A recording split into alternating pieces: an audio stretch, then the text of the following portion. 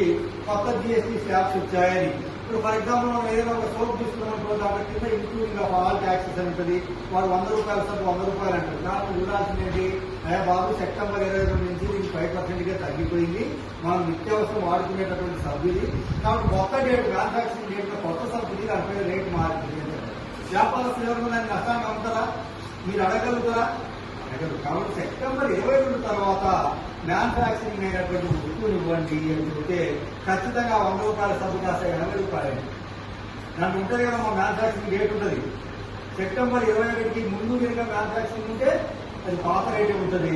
September 22 తర్వాత వస్తే దాంట్లో కొత్త రేట్ వస్తుంది, ఇంక్లూడింగ్ ఆఫ్ ఆల్ ట్యాక్సెస్ అని దాంట్లో ఉంటాయి. కాబట్టి మీరు ఇప్పటి నుంచి ఏ ప్రోడక్ట్ కొనుక్కున్నా కూడా సెప్టెంబర్ 21 తర్వాత తయారైనటువంటి వస్తువులు కొనుక్కోండి.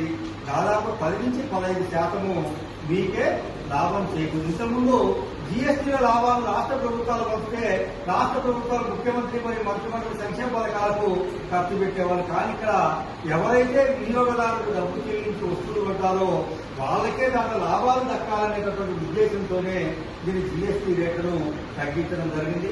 కాబట్టి మీరు ఎక్కడికి పోయినా కూడా ఎవరైనా ఒక రేటు పోతే ఖచ్చితంగా మీరు అమ్మాయిలకు ఒక అవేర్నెస్ ఉంటుంది. మీరు కుక్కర్లు చిన్న వస్తువులు గృహోపకరణాలు కొనుక్కుంటారు కదమ్మా, ఏమంటారు మీరు మిక్సీలు కుక్కర్లు అవి మనకు అనుకుని రేటు తగ్గిండాలి కదా, ఇది తగ్గింది కదా, గృహోపకరణ వస్తుంది, ఇది 4% 5% తగ్గింది కదా, కొత్త రేటు చెప్పండి అని చెప్పడానికి ఆస్కారం కనుక చాలా మంది కంపెనీలు కూడా కొత్త రేటు ఇంప్లిమెంట్ చేయడానికి సెప్టెంబర్ 22 ముందు తయారైనటువంటి వస్తువులపైన కూడా కంపెనీలే స్వచ్ఛందంగా ధరలు తగ్గిస్తున్నాయి ఈ జీఎస్టీ ప్రకారం.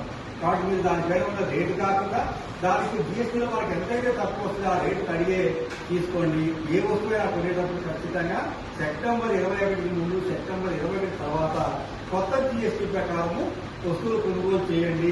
ప్రభుత్వం కల్పించినటువంటి అవకాశం ద్వారా వినియోగదారులుగా మనం కూడా కొంత ప్రయోజనం పొందాలి. 10% కావచ్చు, 15% కావచ్చు.